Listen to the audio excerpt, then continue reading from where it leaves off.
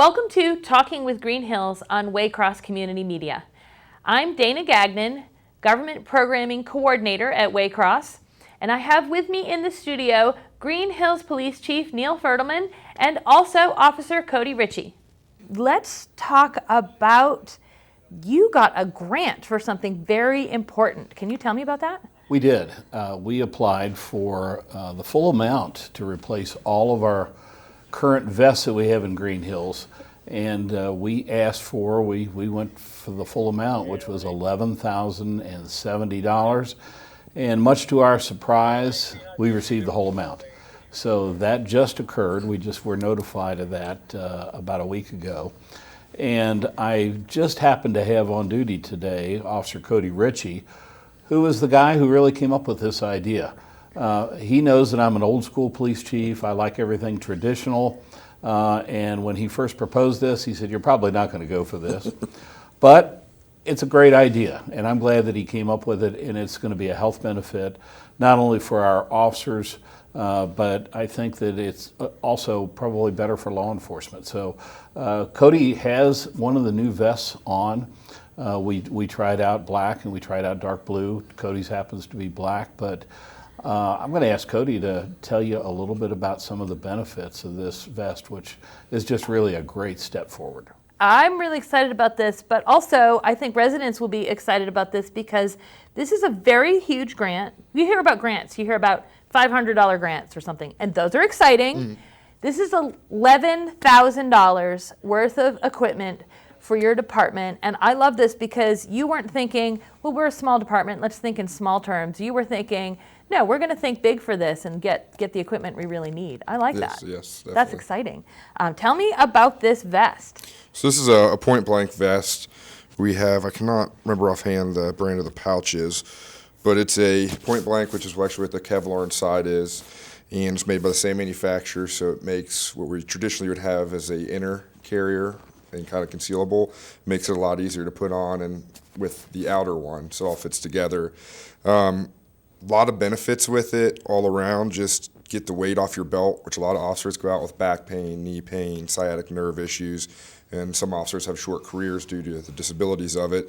So it gets the weight off your chest and puts it over broader muscles than what you have on your hip and your leg area. Also helps you cool down a lot. I've noticed a huge difference, and I've had it for probably a month and a half now. Just the coolness, you're able to get some air if you're directing traffic that will flow through. Another thing is I like it a lot better having everything right on my chest, a little bit easily accessible with one versus when you have it spread all out. It's kind of hard to reach with the traditional style uniform. There's other benefits. If you are hot out there, you can go back to the PD after directing traffic or a long call and take it off to kind of cool down. Uniform changes are a lot easier versus having to put it on the inside. Earlier in my career, there's a call where right at shift change, had everything off, I had to throw it back on, and it took a lot longer to put on with a more traditional uniform versus something like this that just kind of smacks together on you. Some of the other benefits is that I really looked at when I was doing the research is that if an officer were to get shot or injured, it's a lot easier to take this off and to check for any kind of wounds or injuries. And if it was deflected by the vest, for instance, officer got shot, you could put it back on a lot easier and get back into the fight or at whatever kind of call you're in. Or if an officer is incapacitated, it's a lot easier with this to get a hold. You can grab them by the straps and be able to pull them out of the situation to render aid to them or get them to safety or to medical attention. There's a lot of features yes. that, you wouldn't think a vest would make such a big difference, but every little bit of space where you can save time is time that you are more quickly helping in a situation. Exactly. So yes, that's definitely. really amazing. Also, being able to stay cool is a safety thing. We have seen that this summer. Yeah, it's been tremendous. I mean, it was wild the first couple times I got out there. I was like, it's night or day difference. I'm normally a sweater, so I get out there before and I'll come back to some of these calls and you're drenched with sweat, and it's nice having this because if it is a call where you're out there and you're sweating, you can come back and cool down a lot easier, kind of dry yourself off, and it's just tremendous the difference that you have with the temperature of having on the outside versus hugging you tight on your body. What are you hearing from your fellow officers about the new vests? So far, they all love them. I mean, there's initial kind of, you got to get used to it, period, because you go from your belt to your back, so your back's a little sore right off the back. But once you get used to that and you get used to the actual carrying of it, it's, I mean, so much better. They're just the weight difference, the temperature. Like I said, I like the accessibility of this. All around, it is tremendous night and day difference compared to a traditional uniform like Chief likes. So are you going to get one of the belts? Absolutely, I am. And actually, we're in a transition period. We just got the grant, Okay. And we've just had 2 officers, Cody being one of them, testing these. So the officers probably are very excited to get their turn to get these ordered. Because they're fitted for each of you. Absolutely. Correct. And actually, a uniform company representative will come out and measure each officer to make sure it's a perfect fit, because this, most people sit behind a desk and that becomes their work environment. This is our work environment. This is what an officer is going to wear 10 hours a day. That's a really good point. People might not realize that we're talking about a vest. It seems like for a civilian, a vest is an accessory. But that is your office. Yes. All of your equipment is right there on that vest. So it's important that it's not going to cause you any kind of injuries, Right. and that you can get it on and off and be efficient with it. That makes a big difference. Well, Dana, I'm so glad that Cody was able to be here, because this was truly his idea. And he wrote about a college level paper to try and convince me with all kinds of references, and he did an excellent job of selling this idea, which I think is a very good one. But I have to give 2 other shout outs to folks that aren't here with us today. The first is our municipal manager, Yvonne Kovac, who initially, when I went to her, we didn't know about the grant at the time, and this is a fairly substantial budget item. And she was all for it. She looks at it as a safety necessity, and she just was never hesitant at any point when I talked with her about this. The second is Lieutenant Ann Ward, who is our operations commander, and she wrote the grant, and she must have done one heck of a bang-up job, because we got everything we asked for. I really want the residents of Greenhills to know about this whole process, because normally we talk about the village of Greenhills and its history, which is very interesting and fantastic to know about. But this, I think because of that, sometimes we don't realize that this is the village police department making sure that it is doing research. You wrote a paper about this. You made Yes. sure you were up on the current information, the medical implications of wearing that versus having your gear on your belt. Of course, there's safety implications for you and for the public, because you can respond faster. And I don't know that everyone is aware that you are doing so much current research and making sure that while this is a historical village, it has the latest up-to-date equipment happening and research happening in its police department. For many, many years, officers have put on this 18-pound gun belt and worn it for their entire tour of duty. So this is one heck of an advancement and a good change. And it'll keep these officers healthier, because typically a police career is going to last 25 to 30, 35 years. So that's a lot of weight to carry around your belt. And I think it's going to result in some healthier officers, which is really a savings to the taxpayer, because we put a lot of money into training officers, and the longer we're able to keep that investment, the better it is for everyone. And you become part of the neighborhood. You know the people in the village. Well, I think that maybe even goes back to the police levy, which we were fortunate enough to have our voters pass in 2018. Greenhills for years had been a revolving door training ground, because our salaries were pretty much rock bottom, and by the passage of the police levy, we were able to maintain the staff of officers that we have. I haven't hired an officer in a while now, and that's a good thing, because you're absolutely right. We're a small community, and it doesn't take long to patrol all of Greenhills streets, but we get to know them very, very well, and we get to know the residents, and that's a plus for everyone. And since you mentioned the levy, and that was really helpful to have the village residents support you and show you that support.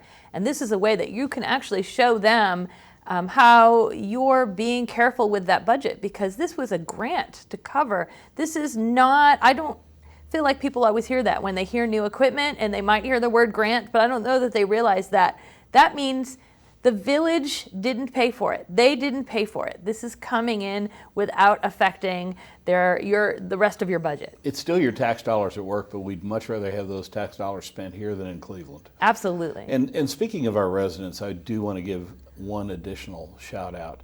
You may have noticed that in Greenhills there have been Thank You Greenhills Police Department signs that have popped up. When they initially started showing, I think people assumed we had something to do with that, and we did not. It was a resident, Dan Starkey, and his wife, who is a longtime Greenhills resident, initiated that whole project. One of our council people, Natasha Metz, has taken over ordering some additional signs because the ones that Coach Starkey ordered have been exhausted.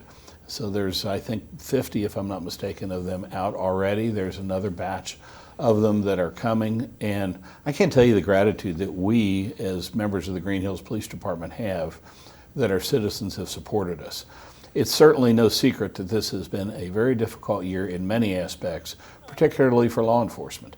We're, I think, a very different police department. We strive to be about the textbook model of community-oriented policing. And to have that reflected back to us from our residents just makes us very gratified to have the opportunity to serve them. And I have seen that you have spoken recently to some of the local news stations about the level of training and making sure that your officers are making good decisions when they're on calls. And that's been a model for other departments, which again, I don't know that the local village residents of Greenhills realize how much you're bringing to the department. There's a lot that goes on behind the scenes. And Cody will probably tell you he gets tired of watching training videos, but they really do bring a different perspective to us. They reflect training by experts. So we talk a lot about de-escalation. We talk a lot about the proper use of force. Oftentimes things come at us faster than they're ever going to come to the average person. We walk into a situation. Our day at the office is responding to a call where, particularly during COVID-19, where the wife is mad at the husband or the other way around, and they have been with each other for so long, they're so angry that we're not just dealing with words here, we're dealing with sometimes weapons, whether they be edged weapons or firearms or whatever the case might be. So it's a very difficult situation. We try our best to de-escalate, but sometimes it's beyond that. So we have those situations that we come into, and they come at us pretty fast. So all the training that we can have benefits us in handling those the best that we can. You mentioned COVID-19, so I want to mention there was another award that you got earlier during all of the shutdown and the closures.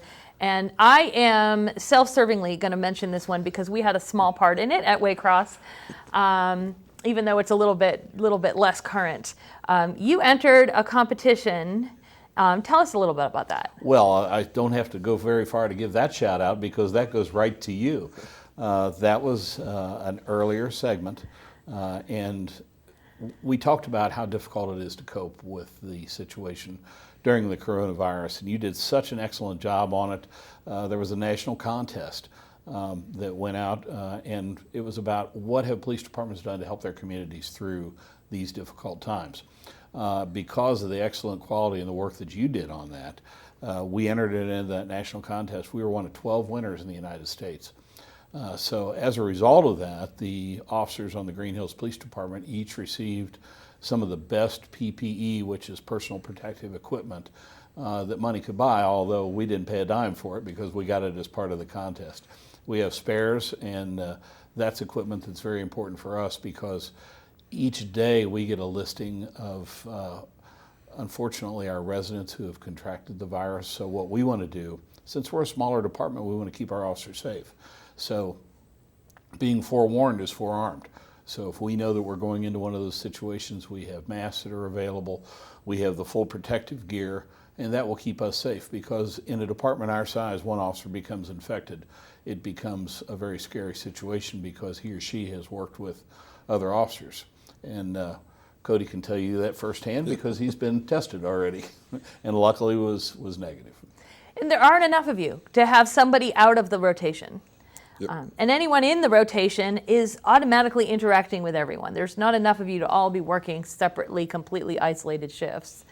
But also, you can't isolate if there's a call. Right, exactly. You can't fail to respond. You can't not go in the house because you don't want to get exposed. I mean, you were sworn, you took an oath, and you have to stand up to that. And that's something the chief, the rest of our officers, we all are firm believers in, is you took that oath and you need to provide a service. So when you get called, you need to handle it. Yeah, there's no working from home office. No. Sadly not. That's hence the vest. Now, Right, we're right. right back circled around. Really, your willingness to like today, to just come and talk to us and use the resource of Waycross to communicate another way with the residents so that they can hear you. Yeah. We are so happy to take advantage of that, Dana, because, as I mentioned, we're probably the model of a community-oriented policing organization. We really miss interacting with our residents. We miss the park talks that the manager and I have in the summertime. We miss the National Night Out cookouts and the interaction, the concerts on the Commons. It's been a very difficult year for us as well. We can't wait till hopefully life will go back to the way that it was and we're able to have our citizens police academies and other interactions with our citizens. So you're helping us by at least electronically interacting with our citizens. That's been something that we saw at Waycross happen with all of the shutdown, is that it's always been our mission to connect the community to its local government. Right now, we are one of the few ways that can keep doing that while everything else is closed. Whether the chambers are closed and you can't go to meetings, but you can watch them live, or I can just come and get a chance to record your messages and share them out. So that's really helpful. Well, speaking of messages, there's one that I would like to close with, and that Excellent. has to do with the United States Census. It's such an important thing, and people will say, well, it really doesn't matter. But it was so important that the framers of our Constitution actually put it in the United States Constitution that there would be a federal census every 10 years. So it's 2020. And that hopefully may be one of the good things that comes out of this awful year. But census workers will be knocking on doors, and that includes the residents of Greenhills, for about, until the end of September. So September 30th is when that is targeted to be over. So you may, in fact, get a knock at your door, and it'd be a census worker. We don't blame you if you're superstitious or suspicious, I should say, about letting someone or opening your door to a stranger. If you have any questions at all, please contact us. Our phone number is 513-825-2101. If you have any concerns, we know exactly what the badges look like, and we can either walk you through that or talk you through it, or we can respond and check it out ourselves. But there will be census takers at your door. At least it's a possibility. And it's an important process, so we hope that people will respond. There's no law that makes you open your door. But if you have any questions, give us a call. We'll be glad to help you sort it out. And I want to take a minute to mention, why are we responding to the census? Besides the fact that it's in the Constitution, the census is that count that only happens every 10 years that becomes the basis for how many congressional representatives we have. When they do all these big national funding plans, they're looking at those census numbers. And Greenhills' numbers have changed a lot in 10 years. We want to make sure that they are using current numbers. They use those for things like Head Start and school lunch programs and roads funding, all kinds of federal funding. So if you're wondering, why do we care that you participate in the census and why are we letting you know that they're coming, it's because it does really help Greenhills to have an accurate count. Well, just as an example of how important it is, you know where else those numbers are used? Grants. So like the one we just got, those numbers have to be accurate and up to date, and a lot of times we are awarded a grant based on our population. So it's an important number for us to have correctly. People can go to 2020census.gov to find out more about it. I know we did get a chance to speak at Waycross with someone from the census, and the going to door is really the last step. That's after folks have had a chance to fill out a paper and mail it in or do it online. This is the first census you can actually do online. That's new. That's how I did mine. Yeah, see, and so they won't need to come to your door because you Right. already did yours. So if you're wondering, if you're thinking, do they have to come to my door? If you just want to know more about the census, 2020census.gov has a whole lot of information that will answer any of those questions. Thank you so much to both of you for coming in. Thank you for for showing us the vests, but also the work you did and the research so that we could get the vests. Because I know that is going to really impact the way that you serve the village of Greenhills. Definitely, thanks for having us. Is there anything else you want to make sure the residents know? Two things. Number one, make sure that, we say this a lot, lock your car doors. Make sure that your cars and your belongings are secure. Try not to have visible, valuable belongings. We have people that sometimes leave their computers, their credit cards, their billfolds, other things in their vehicles. That's never a good thing, and it makes you more likely to be a victim of crime than not. So please try and keep your belongings secure and your cars locked. Secondly, our residents in Greenhills do a great job of this, but if you see something suspicious, call us. We don't mind at all coming to check it out. We'd rather check out something that turns out to be a Lyft driver or a paper delivery person or whatever than catching a burglar or a thief that's actually casing a neighborhood. So if you need us, call us. If it's an emergency, 911. If you just need us on a non-emergency basis, 513-825-2101. We'll be there pretty quickly. Thank you so much for all of that extra information and the reminders that we all need. And I really appreciate it. I look forward to more projects that I see in Greenhills. And I know that the Village Police Department is a part of so many of the great things that are going on. So I appreciate that. Thank you. Thank you. Thank you. And thank you for watching Talking with Greenhills.